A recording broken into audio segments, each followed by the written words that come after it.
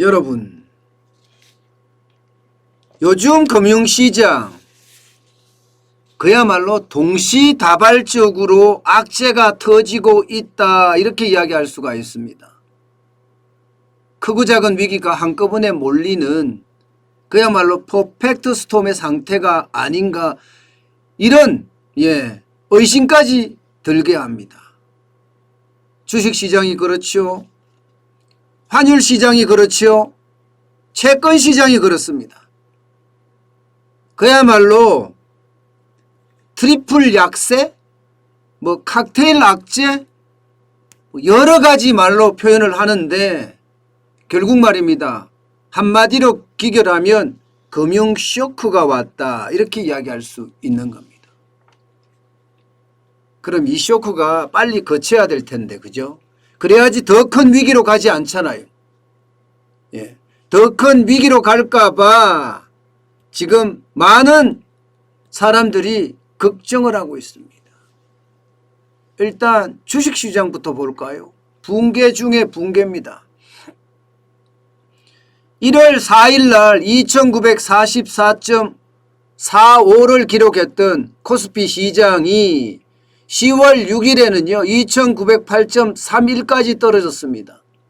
한때는 3305.21을 기록을 했거든요. 7월 6일에는요.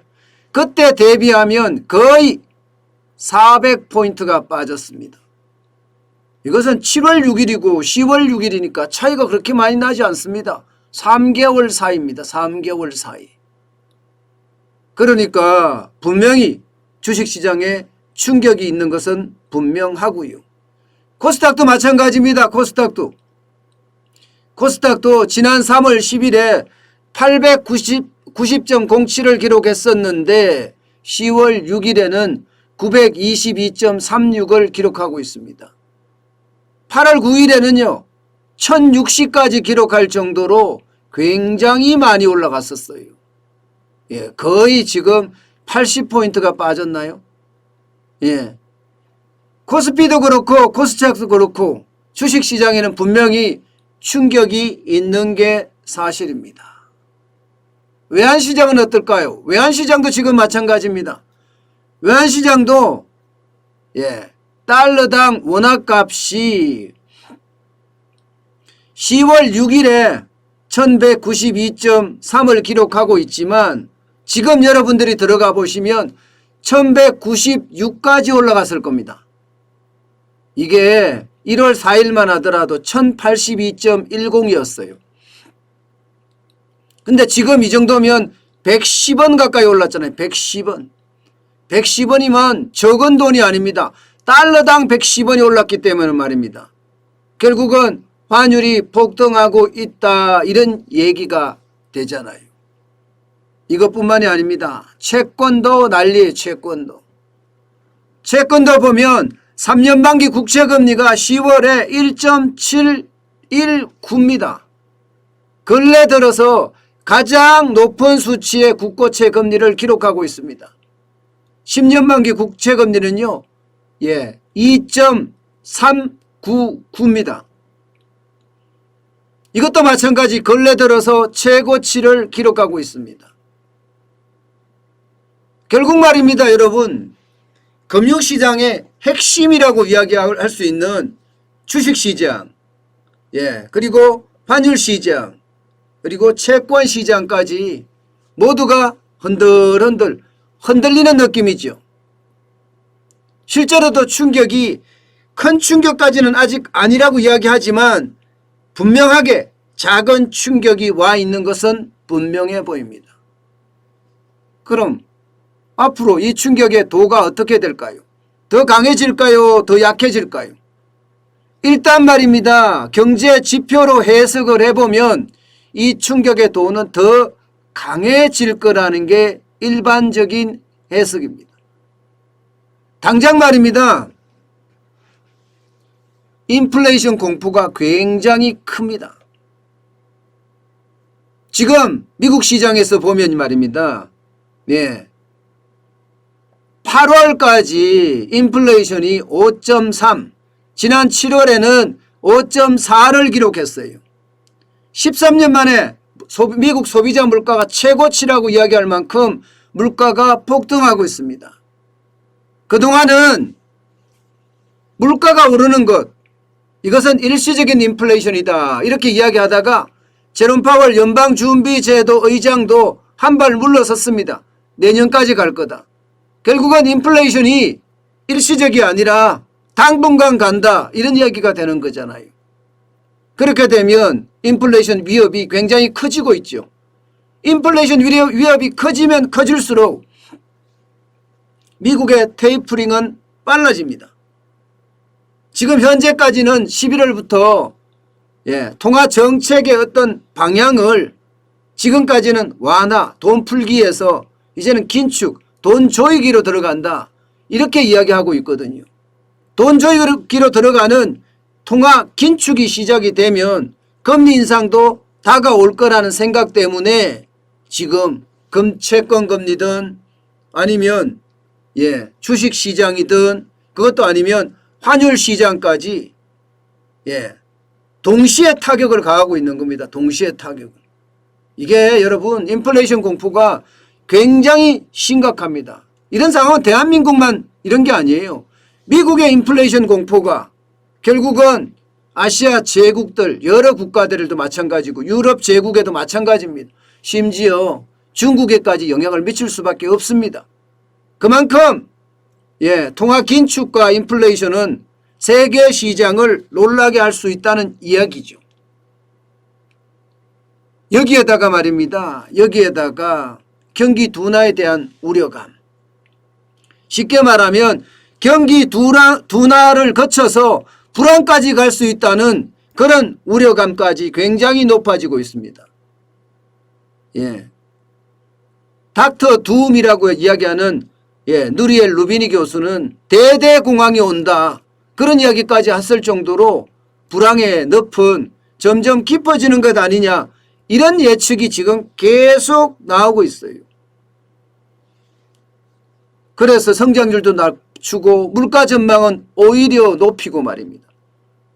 여러분 지금 미국의 연방준비제도 6월 전망할 때 성장률은 7% 간다고 했지만 9월 전망에서는 5.9로 낮췄습니다.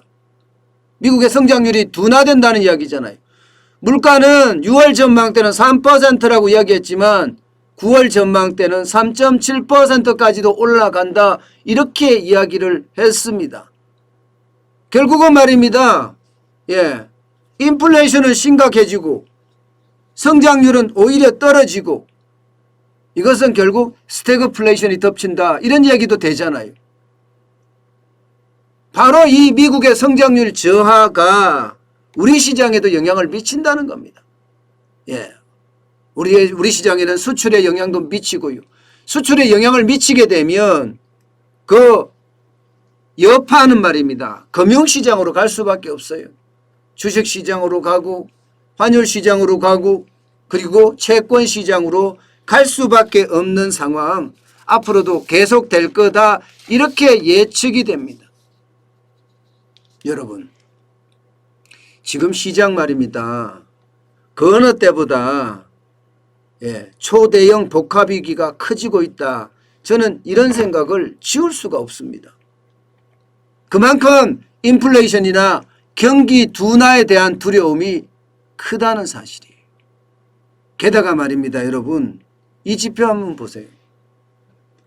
지금 주식시장에서 비투하는 규모라고 이야기해야 되나요? 신용융자 거래 잔액 추이입니다. 지금 보시면 신용융자 거래 잔액 추이가 떨어지고 있어요. 7월에는 24조 5천억 원이었거든요. 9월에는 9월 13일까지 25조 7천억 원이었습니다. 그러더니 10월 1일에는 24조 6천억 원으로 7월 규모만큼 떨어졌습니다. 물론 과거에 비해서는 지금 3배, 4배 많은 규모는 사실이에요. 그러나 지금 신용융자 잔액이 떨어진다는 것은 여러분 어떻게 생각하면 말입니다.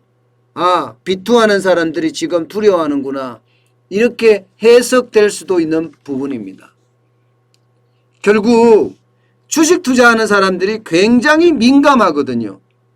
예. 아주 작은 정보에도 놀라는 게 주식시장을 하는 사람들인데 이 주식시장 하는 사람들이 비투를 줄여가면서 지금 시장에서 빠져나간다는 이야기, 이것은요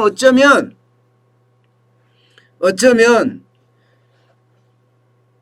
투매가 일어나지 않을까 하는 걱정까지 좀 됩니다. 물론 저는 당장 투매가 일어날 거라고 생각은 하지 않지만 지금처럼 금융시장에 충격을 줘서 초대형 복합위기가 현실화됐을 때 과연 비투한 사람들이 버틸 수 있을까요? 결국은 그냥 마구 던지는 투매, 그냥 던지는 겁니다. 투매가 일어날까 진짜 두려워하고 있는 부분도 있다는 겁니다. 저는 아직은 그렇게 심각한 양상은 아니지만 분명히 시장에는요 지금 크고 작은 위기가 한꺼번에 몰리고 있다는 것은 분명해 보입니다. 지금 하루가 다르게 그죠? 하루가 다르게 시장의 변화가 감지가 되고 또 그 변화가 감지되는 속에는요 위기라는 단어까지도 지금 수면 위로 올라오는 느낌입니다. 여러분, 왜 경제 수장들이 한꺼번에 모여서 뭐 뻔한 이야기인데도 그렇게 할까요? 이것은요 시장에다가 경고를 주고 있는 겁니다. 홍남기 경제부총리도 한국은행 총재도 이주열 총재도 말입니다. 고성범 금융위원장도 정은보 금융감독원장도 할 일이 없어서 모인 게 아닙니다. 저는 그래서 지금 대한민국의 어떤 경제 상태는 극도로 불안한 상태다. 저는 그렇게 지금 이해하고 있습니다. 여러분들도 초대형 복합위기가 한 발 한 발 다가오는 만큼 우리도 그에 대한 대비책 반드시 갖춰야 합니다. 그래야지만이 위기 때 기회를 잡습니다. 위기 때 기회를 잡으려면 돈이 있어야 되겠죠. 저는 언제나 말씀을 드리지만 현금 비중을 좀 높이는 게 지금은 방법이 아닐까 그런 생각까지 해봅니다.